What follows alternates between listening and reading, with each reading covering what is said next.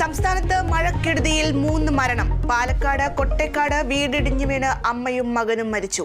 കണ്ണൂർ മട്ടന്നൂരിൽ വെള്ളക്കെട്ടിൽ വീണ സ്ത്രീ മരിച്ചു. ഇടുക്കിയിൽ വ്യാപക മണ്ണിടിച്ചിൽ. മലപ്പുറം മുതൽ കാസർഗോഡ് വരെ തീവ്ര മഴയ്ക്ക് സാധ്യത. തിരുവനന്തപുരം ആമയിഴഞ്ചാൻ തോടിലെ മാലിന്യ നീക്കത്തിന് അടിയന്തര യോഗം വിളിച്ച് മുഖ്യമന്ത്രി.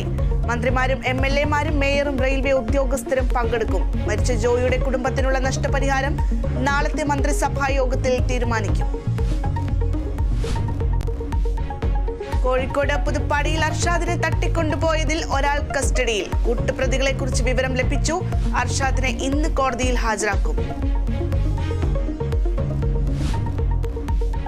ജമ്മുകാശ്മീരിലെ ഡോഡയിൽ ഏറ്റുമുട്ടലിൽ മേജർ അടക്കം 4 സൈനികർക്ക് വീരമൃത്യു. ആക്രമണം നടത്തിയ ഭീകരർക്കായി മേഖലയിൽ തിരച്ചിൽ. അമേരിക്കൻ പ്രസിഡന്റ് തെരഞ്ഞെടുപ്പിൽ സ്ഥാനാർത്ഥിയായി ഡൊണാൾഡ് ട്രംപിനെ പ്രഖ്യാപിച്ച് റിപ്പബ്ലിക്കൻ പാർട്ടി. പ്രഖ്യാപനം പാർട്ടിയുടെ ദേശീയ കൺവെൻഷനിൽ JD വാൻസ് വൈസ് പ്രസിഡന്റ് സ്ഥാനാർത്ഥി.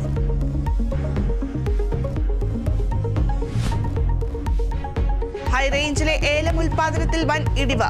വിളവെടുപ്പ് ആരംഭിച്ചെങ്കിലും വേനൽ ചെടികളിൽ നശിച്ചത് കർഷകർക്ക് തിരിച്ചടിയായി. ഉയർന്ന വിലയുണ്ടെങ്കിലും വിപണിയിലെത്തിക്കാൻ ഏലക്കയില്ല.